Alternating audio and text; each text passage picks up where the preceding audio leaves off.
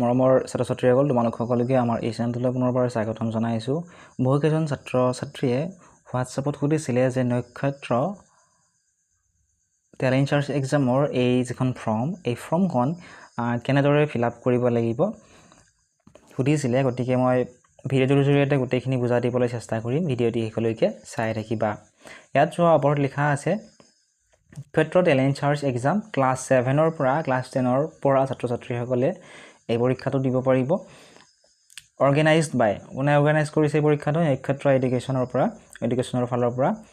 তাৰপিছত এইখন হৈছে ৰেজিষ্ট্ৰেশ্যন ফৰ্ম। ৰেজিষ্ট্ৰেশ্যন ফৰ্মখনৰ তোমালোকে ৰাইট ছাইডত যদি চোৱা ইয়াত লিখা আছে passed hair recent passport size photograph. ইয়াতে তোমালোকে পাছপোৰ্ট চাইজৰ এখন ফটো দিব লাগিব।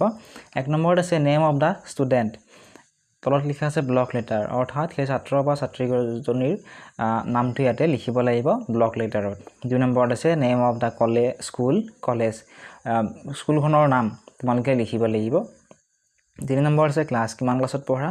মনত ৰাখিবা ক্লাছ 7ৰ পৰা ক্লাছ 10ত পঢ়া ছাত্ৰ-ছাত্ৰীসকলে সেই পৰীক্ষাটো দিব পাৰিব।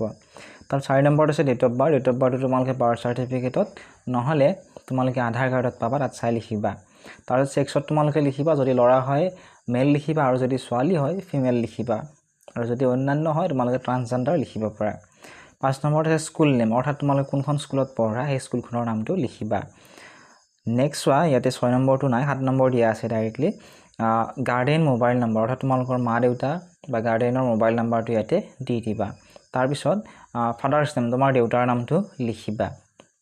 9 নম্বৰত আছে ফুল এড্ৰেছ। ফুল এড্ৰেছত তোমালোকে ভিলেজ অৰ্থাৎ গাঁৱৰ নাম লিখিব লাগিব। পোষ্ট অফিচ অৰ্থাৎ PO মানে হৈছে পোষ্ট অফিচৰ নাম লিখিবা। তোমালোক কোনখন ডিষ্ট্ৰিক্টৰ বাসিন্দা সেই ডিষ্ট্ৰিক্টখনৰ নাম লিখিবা।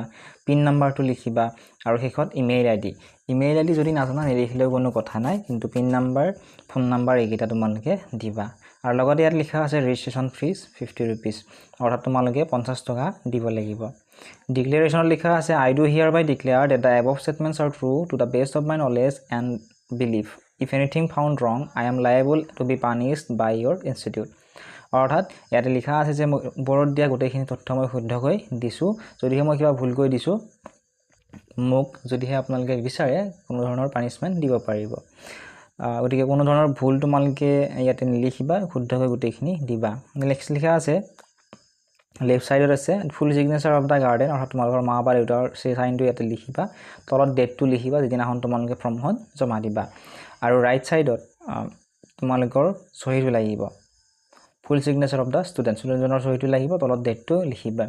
এডমিট কাৰ্ডত যিখিনি আছে এডমিট কাৰ্ডত থকাখিনি তোমালোকে এইখিনি ফিল আপ কৰিব নালাগে, ঠিক আছে।